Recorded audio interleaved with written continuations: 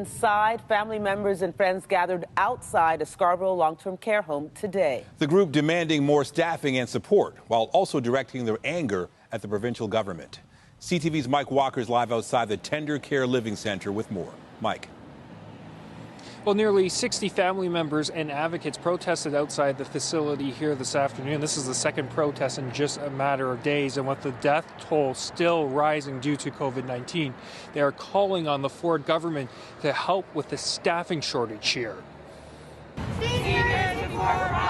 A desperate plea for more help. The concern is that more of us will lose loved ones.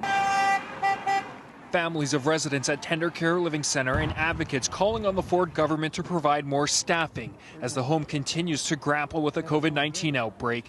Jessica Wong is here for her grandmother who tested positive last week. We needed them here much before now, and I feel like for some, unfortunately, it's too late, but there are still others that are in there that are fighting to survive. They placed more than 40 candles on the ground outside the home, each one representing a resident who has died from the virus this month, including Waylo Lin, who passed away on December 19th. Her family says she was asymptomatic.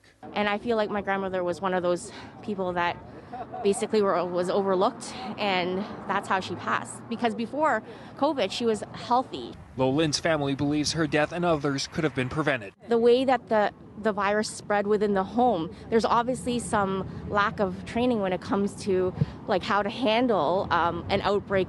North York General Hospital has taken over management of the home and is now reporting 48 residents have died from the virus. There are 101 active resident cases and 53 staff members currently have COVID-19.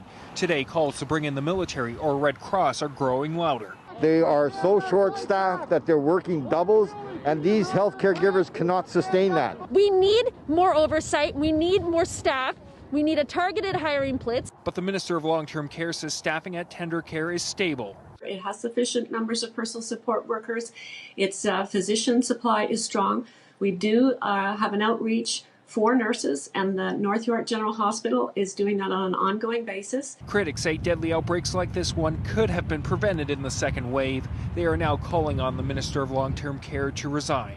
A lot of family members were just begging the government to act. And what we saw from Minister Fullerton was just crickets. Including those living in those homes have been counting on them, and they failed them. Marilee Fullerton is defending the government's response to the pandemic. Since wave one, it was a continuous learning process. The world was learning about COVID-19. We put measures in place with very robust testing and surveillance. But with the death toll at Tendercare still rising, families are fearing the worst without further action. Right now, it feels like everything is reactive and not proactive, because I don't want my grandmother to be next. Now, North York General Hospital is reporting 58 resolved cases among residents and staff, and due to recruiting efforts and staff returning to work, that nursing levels here have improved significantly, and they hope to maintain those levels in the weeks ahead. Reporting live in Scarborough, Mike Walker. Andrea, back to you.